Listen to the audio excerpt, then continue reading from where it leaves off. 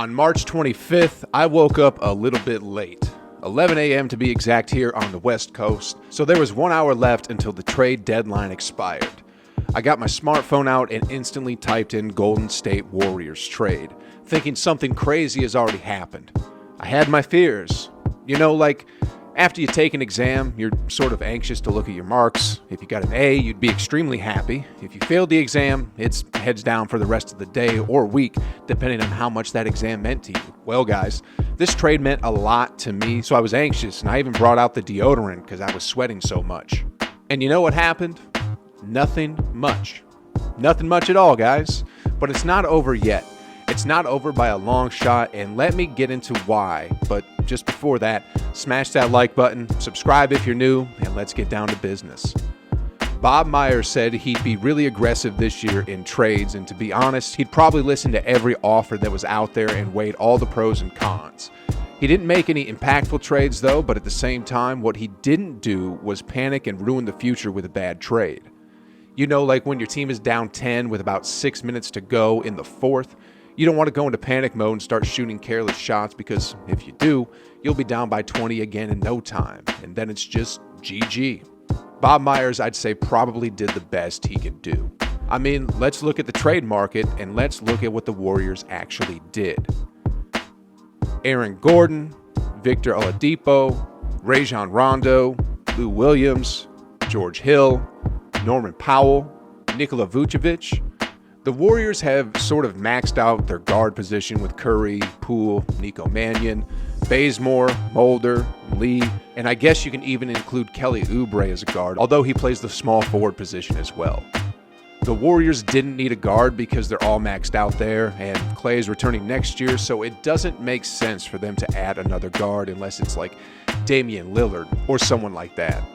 Now let's take a look at some of the bigger players. Aaron Gordon, Nikola Vucevic, and Evan Fournier. Dang, guys, the Orlando Magic has a liquidation sale going on. Everything at half price, and everything must go. The only trade that looks remotely interesting was Evan Fournier, but the only thing is, he's only signed until the end of this year, and Orlando was looking for picks. The Warriors could have traded Kelly Oubre plus that top 3 protected pick, plus perhaps another trade kicker, but like I said, Evan is on an expiring contract, and next year he'll probably be looking at a nice $20 million plus contract, and I'm not so sure the Warriors would be able to retain him, and if not, we'll be losing picks for nothing. I wouldn't really trade Oubre for Aaron Gordon. They have quite similar stat lines, and Oubre I feel fits more with Kerr's small ball system. And then there's Nikola Vucevic, the beast from the East. With Vucevic, the Warriors would have to be looking at giving away at least 2 pieces. Because Curry, Klay, and Draymond are out of the equation, you're looking at either Wiggins plus 2 picks or Oubre and Wiseman plus a pick. If the Warriors are looking to develop Wiseman, then it might not be the best move to grab such a pricey center, especially as we look later into the buyout market. Let's look at what the Warriors traded first. Marquise Chris and Brad Wanamaker for cash and the draft rights to Katie Lillane. I've been watching basketball for a long time, guys, and even when I heard that name, I was puzzled and had to Google him for info. Anyways, he's playing somewhere in a different league at the moment, and I don't see him joining the Warriors at all, so this trade for the Warriors was really to save some money. Dang. Marquise Chris got traded though. I still hate how Chris got injured. He could have played a big role this year, and I was looking forward to when he resigns with the Dubs next year. Wanamaker, on the other hand, I wish him well in Charlotte, and I hope he becomes the solid role player he was when he was part of the Celtics. The buyout market has 2 really intriguing prospects at the center position in LaMarcus Aldridge and Andre Drummond. I believe both of them are in the process of getting bought, and I'm sure they'll be looking for a team that can win and where they're needed. Either of those 2 can definitely fill up that 3rd center position that the Warriors need. Wiseman will be great in the future, but he's just a puppy right now, and he's getting bullied around by the other centers in the league. Having another seasoned center would be great to have, not only for production, but to mentor Wiseman on how best to play that position. With the 2 trades that the Warriors did, they opened up 2 roster spots. Now, although the Warriors are filled up at the guard position, signing Lin at the veteran's minimum salary could be a great move. He can still play ball. I mean, he shoots real efficiently. He can set up teammates, and he's a good veteran leader that can help out young players.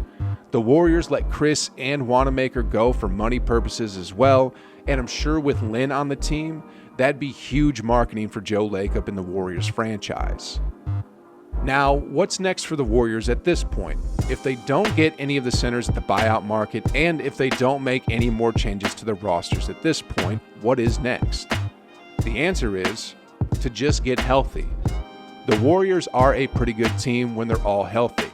I mean, Steph is out because of that tailbone injury, and Draymond was out versus Sacramento from some kind of illness.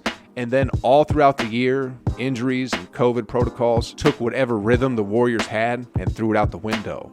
It's hard to win when your best player or best two players or best three players are out. I mean, look at the Lakers. Without AD and LeBron, they're playing like a team that can't make the playoffs. Look at the Brooklyn Nets. When they didn't have any of their big three playing, they got blown out to the Jazz 118-88. When the Clippers don't have Paul George or Kawhi Leonard, they're completely vulnerable.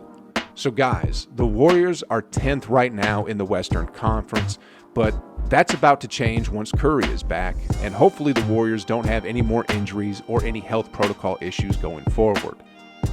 There's exactly 27 games remaining for the Warriors this season, and the good news is 20 out of those 27 are against teams with a record of 500 or worse. Steph and Draymond need to rally this group together and get them playing winning basketball for this last stretch of the season because, truth be told, they're more than capable of winning a lot of these games. I mean, in addition to their MVP, Steph Curry, Andrew Wiggins seems to have awoken recently, and if he continues playing lights out, I'm going to be drinking lots of beer. Kelly Oubre has shown his ability to fit into Kerr's small ball lineup perfectly, and Jordan Poole and Nico Mannion have shown their abilities to be sparks off the bench as well. James Wiseman, although in really limited games, has shown what he can do when he plays his game. So there's definitely a team here that can do some serious damage. Truth be told about the trade, guys, I don't know how you feel about the Warriors being pretty much inactive at the trade deadline, but I'm liking it a lot. Like I said, I think this Warriors team is a lot better than their record shows. It was just due to a lot of injuries and mishaps off the court that took their mojo away. So I think from here on out, when Steph gets back, the Warriors are going to go on a run. If they stay healthy, I see them winning quite a few of these games and climbing the Western Conference rankings like how monkeys climb trees. If you've never seen a monkey climb a tree, trust me guys, they're real fast. I feel this year was like a movie on character development. For every stretch of the season, there was always a narrative going on.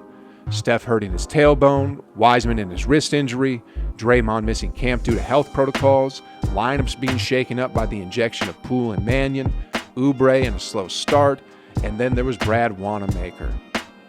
Oh, Wanamaker. Anyway, I feel like these last 27 games are sort of a turnaround in a superhero movie. You know, like when Thanos thought he won when he was up against a beat-up Captain America. Then the Avengers and their own army started appearing in all these portals. I feel like it's at that part of the movie. I've wanted to say this line for a long time, guys, but haven't had a chance, so I'll say it now. Warriors, assemble!